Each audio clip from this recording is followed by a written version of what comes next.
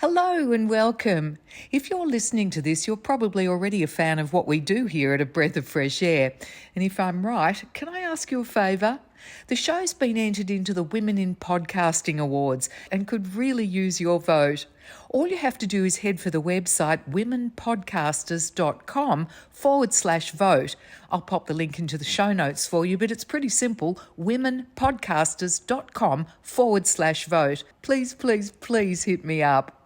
Now, I know you're probably aware that Split Enz were a New Zealand band formed in 1972.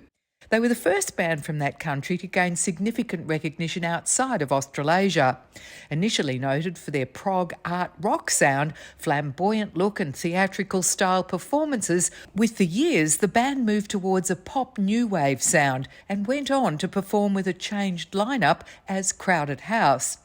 My guest today is Split Enz and Crowded House founder, singer-songwriter Tim Finn, who's also known for witty, insightful solo material and amazing collaborations. Let me introduce you to him. I live in Auckland, moved back here about 22 years ago. I did live in Melbourne for a long time, and I lived in Sydney, I lived in London, but yeah, been home for a while. I know Australia's claimed you always as their own, but you are a native New Zealander, and I guess it's come full circle for you. It has, yeah. I was born here. For family reasons, I moved back, but it's been a very creative time. It actually worked out perfectly well for me in terms of my work, yeah. The reason that we speak today is because you have a new album out with Irish singer Andy White, and it's called AT, appropriately for, I guess, and A for Andy and T for Tim. It's the second time that you've come together with Andy. Can you tell us a little bit about this album? Yeah, the reason we called it AT, or call ourselves AT, is because we had a group, if you like to call it that, although we always knew it was just a one-off kind of temporary situation. But myself and Andy and Liam O'Moynley, who sings, I think still with Hot House Flowers, I met these guys in Dublin when I first went to Ireland. I just turned 40. Anyway, I finally ended up in Dublin, and I had the best time ever, and really felt like these are my people. And so Andy and Liam and Tim became alt. And then Liam couldn't do this record because it doesn't appeal to him to record things at home, because Andy and I were doing it. He was in Melbourne, I was in Auckland, and lots of musicians and writers these days are sending files around the place and never having to meet up. Liam wasn't really into it, so we took the L out of alt and became AT. And so it's just really for the fans who would understand that, the diminished acronym and its purpose. It's meant to be a bit humorous, I suppose. There was an interview Liam did for the Irish Times in which he used the phrase, "the sea holds the memory," because he was asked about that time the three of us were together and just outside Dublin. We used to swim at a place called the 40-foot. It's a wonderful kind of place to forget your cares. So we basically, it grew from us sort of reading that interview with Liam when he was asked about it. He said, "Oh, the sea holds the memory," and boom, I was off. We ended up covering all sorts of things on the record, but it definitely grew from that nostalgia and that beautiful memory. You've never paid much attention to being commercial, have you? In fact, you've gone the opposite way. I've never gone either which way, apart from when we were in Split Enz and we knew that it was do or die around 1979. We were having a lot of trouble getting through to a wider audience. And, just the simple things like having good road crew, good lighting, being able to travel the world and stay in decent hotels, all those things were still quite a struggle. Lots of bands go through it, of course. But we finally made True Colours in 1980, and then we were away. So really, at that time, we knew we had to write something that was going to get on radio. But at the same time, we didn't know how to do that. It was really just a fluke. That we kind of rode in on a wave that other bands were also on, like, say, The Cars, for example. When you listen to I Got You and you listen to The Cars, it's not the same. But there are elements that made it very palatable to radio at the time, I think. The sort of dampened guitar, and the use of synthesizer in the verses to kind of color the lyrics. Various things were going on in music, but we didn't plan it or weren't aware of it. But when I look back, I can see, oh, right, yeah, we kind of accidentally rode in on a wave. But yeah, no, I mean, otherwise, early Split Enz and later on after that, and in my solo career, there's always been pressure. When you're with a major label, that's all they want is for you to deliver them a hit song. They don't know what it is. You don't know what it is. So you spend a lot of time kind of going nowhere and chasing your tail. And you can either succumb to that pressure or not. These days, of course, I don't. And I'm 70 now. And so I think once you get to about 50, I think your 40s are quite tough because you feel like you're being squeezed out. But once you get to about 50, you're regarded in some ways as an elder, and people know that you're not doing it for that reason anymore. You're not trying to be successful, and they kind of trust that. Those who are still interested in the songs I'm writing, hopefully they know that they're just coming from a place of inspiration and joy. The struggle for commercial success stifles creativity sometimes? I don't think so. I think it can have a really good effect. I mean, look at the Beatles. They were consciously aiming at being huge. And I think most bands start out thinking that they are going to be the biggest band in the world. I mean, we did, certainly in Split Enz. It took us 8 years to have a record that succeeded. And I like to remind people, actually, that we were a 70s band, not an 80s band. At that 1972 kind of period, we just thought it was going to be automatic. The door was going to open and we would conquer the world. We call it young man's bravado, but that's the way it was. And I think I'm sure it was for the Beatles and the Stones and all those 60s bands. So I think wanting to be huge can be a spur to your songwriting, and it could also have a very negative effect. We used to love our rehearsals, and we were basically inspired by each other. I mean, I met some of these guys when they were going to art school in Auckland: Phil Judd, Robert Gillies, Noel Crombie. Noel went on to design our clothes, make the clothes, and give us haircuts and create the look of the band. He was doing sculpture at art school, so in a way we were kind of like a piece of organic sculpture. And every time we went on stage, it was like a piece of performance art. That was just so exciting and inspiring to me. And so we get in a rehearsal room, we were all just trying to do our best and have huge amount of fun and joy and inspiration just playing music together. It was certainly novel at the time, wasn't it? There weren't too many people out there doing this whole theatrical thing. Where did he and you by extension take the inspiration for the get-up, for the clothes, for the hair, and for the music? Well, Noel went, he was pretty steeped in 20th century art and knew a lot about painters and sculptors from that time. And so he drew from a lot of that. I mean, there was an obvious reference, for example, of Mondrian in the True Colours artwork and some of the clothing, but also the Commedia dell'arte period in Italy. Noel would be looking back through art books and history books sometimes. He'd draw his inspiration, but essentially his idea was, I think, to deconstruct the male suit. And so we grew up in the 50s and 60s when men, all our dads and men generally, used to wear suits. And most of the time they wear a hat as well. It was quite formal. And I think Noel, through his own kind of lens and filters, he kind of destroyed the male suit. So the first set of costumes he made, there was a shoulder, one shoulder higher than the other, one sleeve might be shorter than the other, one pants leg, the buttons would be off center. And he just played with that to an endless degree. And it was amazing because every time he'd produce a new set for a tour, we'd say, "What's it going to be this time, Noel?" He wouldn't give anything away. And we'd get to the first night of the tour and he'd open the suitcase because he had these beautiful old antique suitcases. And there would be the suits kind of beautifully ironed and folded on top of each other. We'd pull them out and he would say which was which and who was to wear what. They were heady days. You all just went with that. Nobody arced up or complained about it. You were happy to get yourselves all geared up and you felt like it sat with the music really well? Well, that's the thing. I think we thought it connected beautifully with the music because in the same way that he was deconstructing the male suit, we were kind of deconstructing the song. And so when you listen to early Split Enz, there might be, say, 8 dozen different sections, and sometimes they wouldn't repeat. And I guess we drew inspiration from the Beatles in that regard with songs like I'm the Walrus and Strawberry Fields, where you hear the demo of Strawberry Fields and it's a beautiful acoustic song, and then you hear the recording they made of it, and they basically destroyed, to some extent, the initial beautiful song and created something else that was, much more sort of textured and layered and nuanced and just amazing and wonderful. We would take a song that we'd written, Phil Judd and I would write a song on acoustic guitars, and then we'd give it to the band, and it would just explode outwards. Yeah. Which song best represents that, would you say? Anything off Mental Notes. You could play a song. There's a song called Walking Down a Road that's got a lot of different sections to it. And that's just the way we wanted to write based on the 60s. So we were nothing to do with prog rock. We felt that our influences came from an earlier time. It was about 1975 when you first came out to Australia with Mental Notes. We made that at Festival Studios in Sydney. We were very keyed up, and this was it, our first chance to make an album, because we'd started writing those songs in 1973, and here it was 1975. We were finally being given an album budget by Michael Gudinski, who backed us. Anybody who saw us live, they got it, I think. Whether they loved it or hated it, they got it. It's very difficult. If you never saw the band in its early days, it's kind of hard to get the gist of it, really. There are some videos and there is the music on record, but the live performance was something else again. And Michael saw that. He wanted us badly. You did polarize audiences, didn't you? We did, yeah. We got booed off the stage a couple of times. We played a festival in New Zealand and the MC had to come out and tap me on the shoulder and say, "You have to get off." I think in the annals of rock and roll, that's pretty rare. And we did go off. And there was another time at the Festival Hall in Melbourne where we were playing before AC/DC and Skyhooks.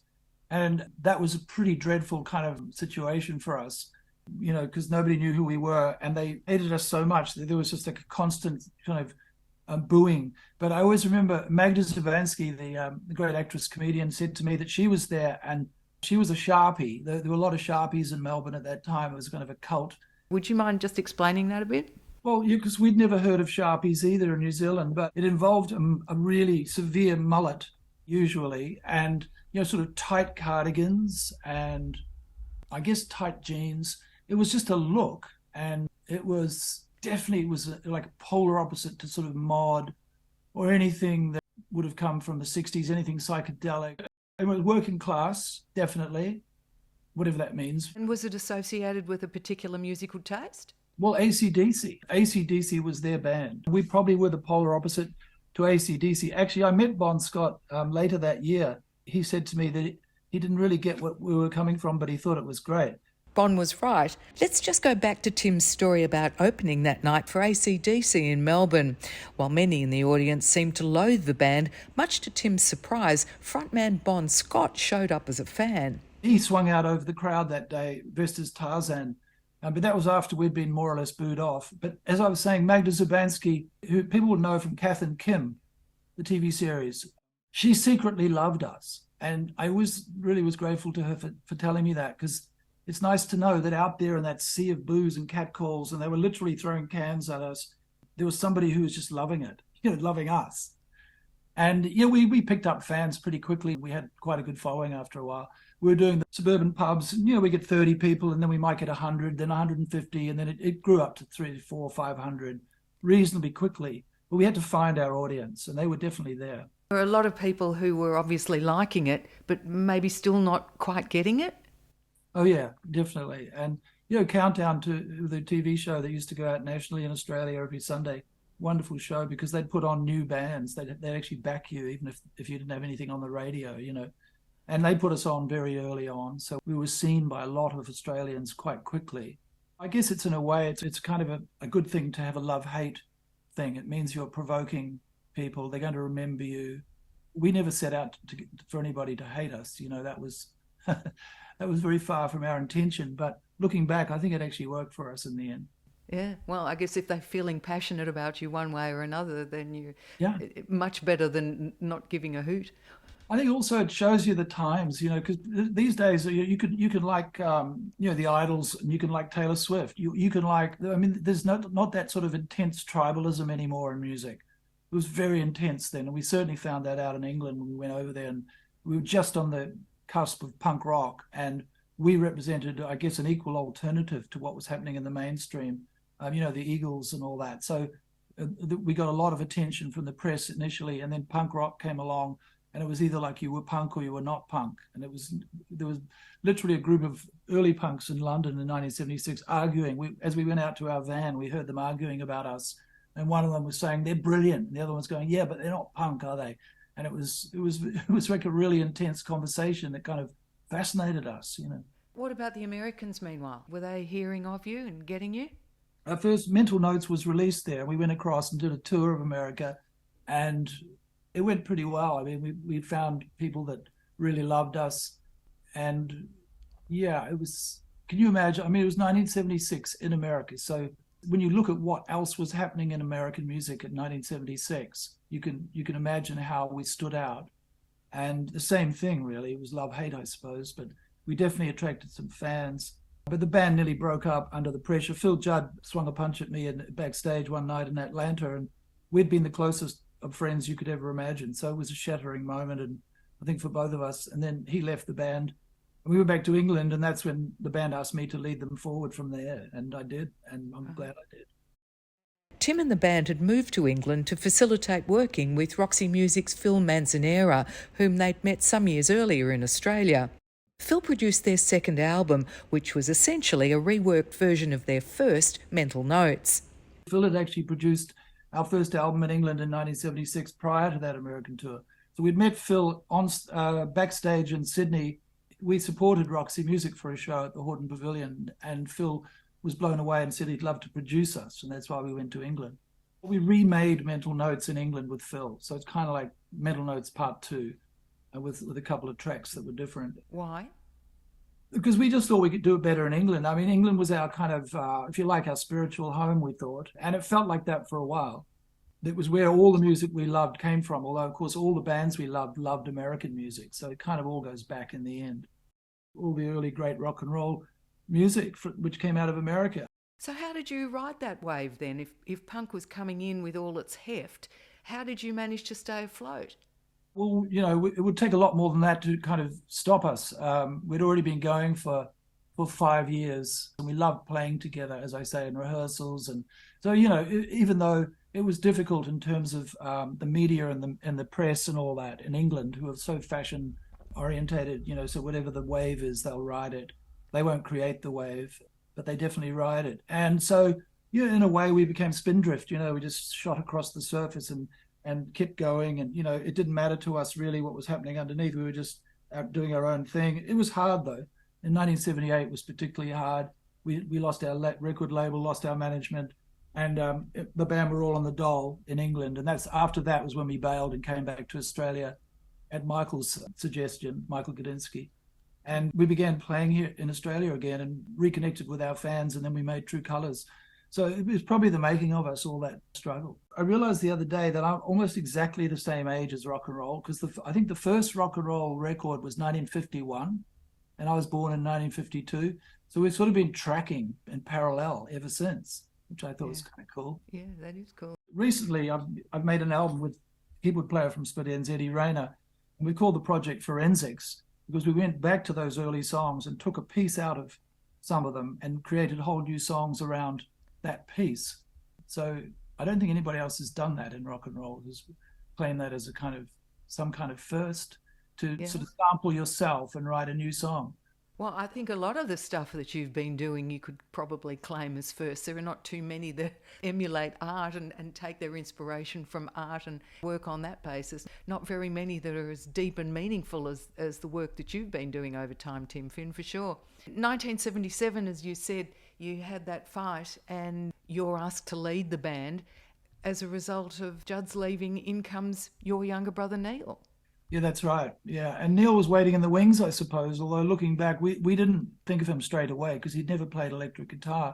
And what we needed was an electric guitar player. But, you know, we knew he could write songs. He'd supported us on tour in New Zealand. When he was 16, he would get out in front of the crowd and sing a few of his own songs.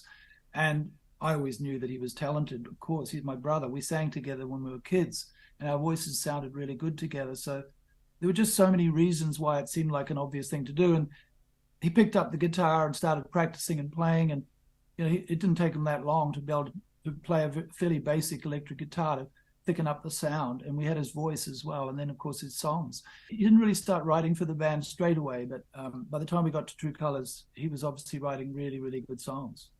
Singer and guitarist Neil Finn wrote the majority of the band's hits through the 80s and helped facilitate the band's shift away from art rock towards a new wave pop sound. Were you concerned with him coming into the band? I mean, I think bands that have brothers in them don't usually fare so well in the long term. Yeah, I don't suppose I was that aware of that. I mean, I'd never heard of, like the Davies brothers and the Kinks. I mean, I don't remember. I loved the Kinks. They were one of my favorite bands. I don't remember knowing that they were fighting or anything about that. And now I'm much more aware of those stories, like the Gallagher brothers, the Davies brothers, and look at the Everly brothers. Who, you just hear stories where people despise each other after a while, and they just can't be in the same room. Neil and I have had ups and downs, but nothing too dramatic in that sense. And he was 6 years my younger, so. And it was my band. We knew our roles, and he was quite happy to slot in and be the guitarist, singer, then eventually the songwriter. Lots of great bands. I mean, even say the Rolling Stones, you're just hearing endless stories. Some of them are probably just PR spin, but about the fights between Keith Richards and Mick Jagger. I think a lot of bands have that kind of tension or competition. And even, say the Beatles, Lennon and McCartney were obviously competing for songs on the album, for A-sides of singles. It just helps. It's a little bit of a, frisson. Gives you a bit of an edge. Yeah. Was that change in direction due to Neil being there, or was that just evolution? No, well, Neil was, as I say, like, young, younger than us, and just wanted to be part of it. So he wouldn't have exerted any influence whatsoever and wouldn't have wanted to. But the way the band looked and the kind of simplification of our songs, I think it was two things. It was one, that we, in a sense, had exhausted the possibilities of that sort of more full expression of visual language that we had. There was really nowhere else to take it. And also we'd been doing a lot of lunchtime shows at universities and also pubs in Australia, where it was perhaps one step too far to go the full staging. And so we'd pull back and start wearing maybe op shop suits and that were slightly distressed or whatever, and less makeup. And, we'd started doing that anyway. But the other reason is that we were getting a bit desperate and we needed to kind of have a breakthrough song. And as you say, and so kindly remember, that My Mistake was top 20, but that was our first little taste. And then Icy Red did a little bit better. And then I Got You went all the way. So we were moving there, through those years, 78, 79, 80. Yeah, right. It was great because we could, as I said earlier, we could afford now to have, good crew, good gear, stay in decent hotels, so, like move around the world. We toured in England. We played Hammersmith Odeon in London, which was very exciting. We played the Greek in Los Angeles, which I think was 8,000 people or something. So we were starting in certain cities to play to big crowds. And certainly in Australia, New Zealand and Canada, we were right there in the top of the charts. And so we were playing those rooms that we booed off the stage on a few years prior. We were now filling them to capacity. It was great. For these young boys that set out wanting to conquer the world, those years must have felt like, we've made it, we've done it, here we are. Yeah, it was great. It was, amazing time. And it just went by in a blur because we were so busy. I think everybody who becomes successful always says that it's when you're right on the edge of that it's the best. I think for bands, it's true. Like when everybody in the audience, let's say you're just playing in a club, but there's 1,000 people in there and everyone knows that you're about to make it. And there's that feeling. It's the most delicious kind of feeling because you're sharing it with your fans. And then it grows beyond those fans into the mainstream. And some people are coming to see you for the first time based on one song, and it's very exciting, but there's something about the intimacy of that just before that stage that's the best, I think. But there is a subtle pressure that begins to grow as the touring starts to wind down on the back of that big hit album. There's a feeling of, okay, well, now we have to do it again.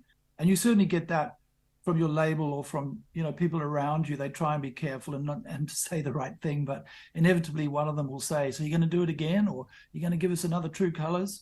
And everything in me would go, well, no. Split Enz were riding the crest of a wave, but often what goes up must also come down. The whole thing about Split Enz was each time to sort of reinvent. Again, very influenced by the Beatles. That was just the template. Every album had to be different, even the way you look had to be different. We just followed in their footsteps. So, but having said that, the next album after True Colours, Corroboree in Australia, Waiata in New Zealand, had some similarities, and it's not like we were going to throw the baby out with the bathwater. And we were so busy touring and that we didn't have a lot of time to write, but we still managed to have a very successful record. And then the one after that, I think, was where we reinvented the sound. And you think of the song Dirty Creature and contrast it with some of the songs from the prior two albums. It was a very different moment for the band musically, and that's what we were excited about. Was this felt like a very new record. 82, of course, was the birth of MTV, which would have suited you guys perfectly with all the new video clips. You'd been doing video clips for a while, but now they started getting played out everywhere. That would have worked well for you too.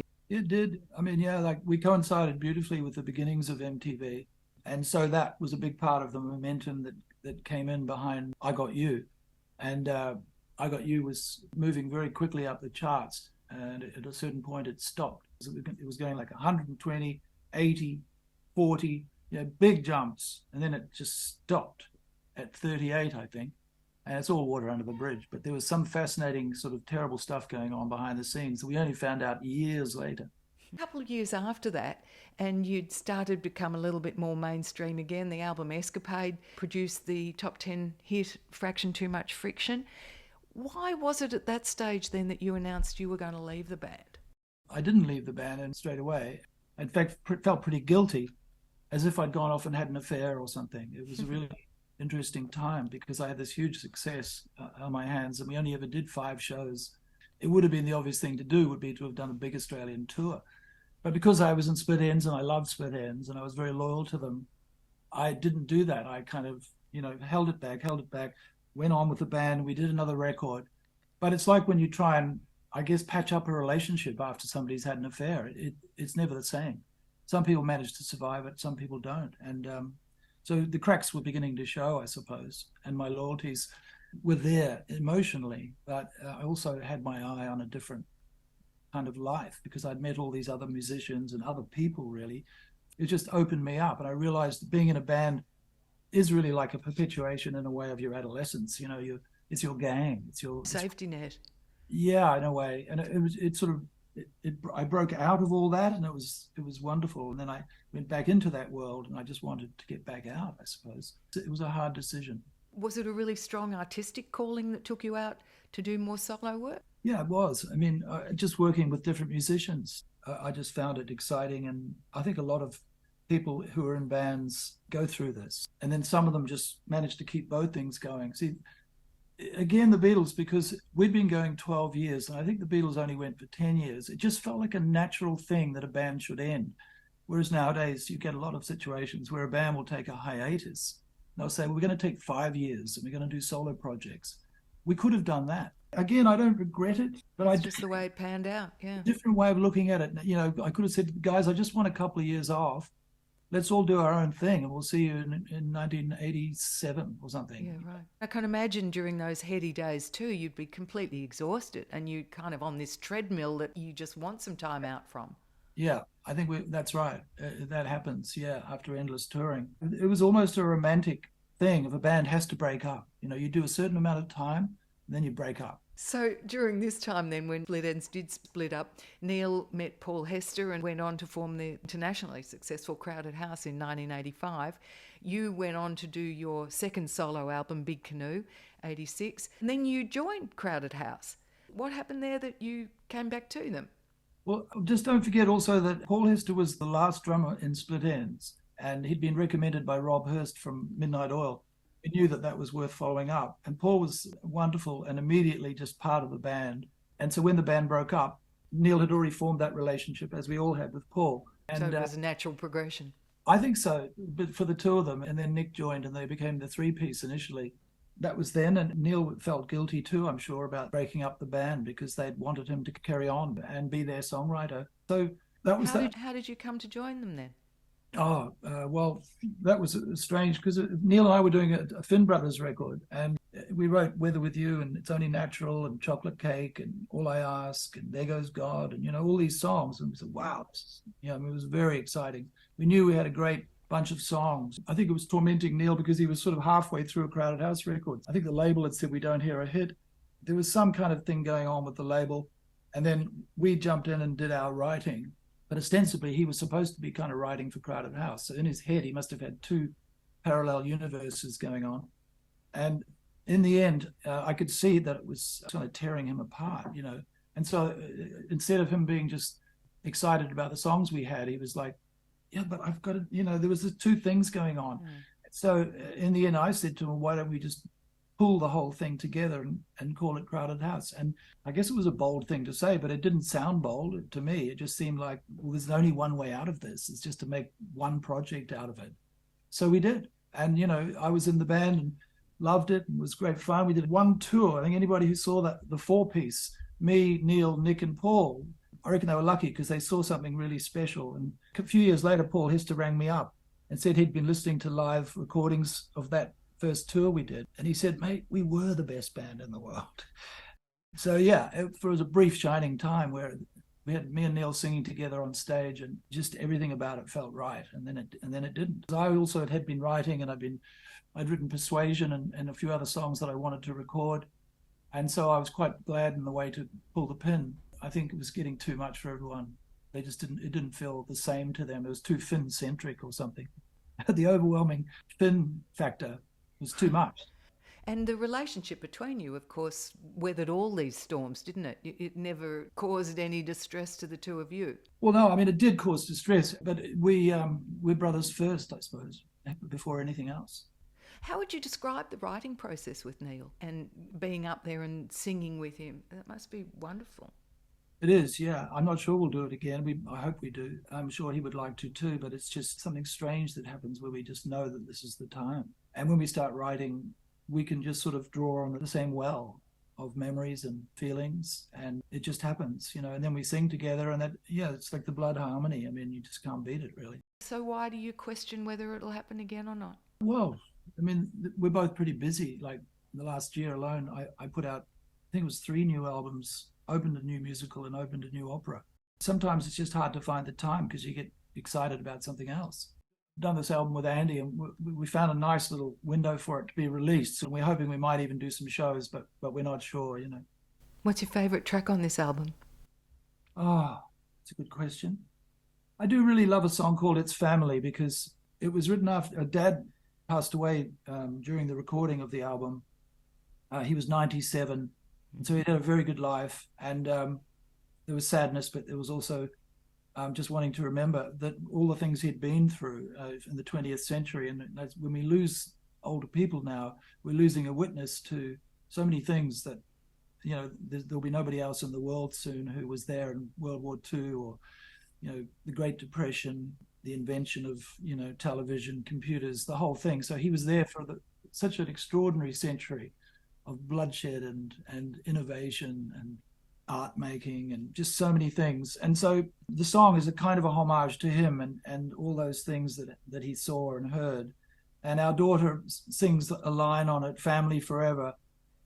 She just repeats that little phrase, and she had a very close relationship with Dad. So there's a real ache in her voice. When I asked her to sing it, she was happy to do so because she just was so close to Dad. And in fact, she inherited his watch, which she sometimes wears, and an old sweater of his that she likes to wear. So it's just beautiful, those things. And really nice. But they're the important things, aren't they? Yeah.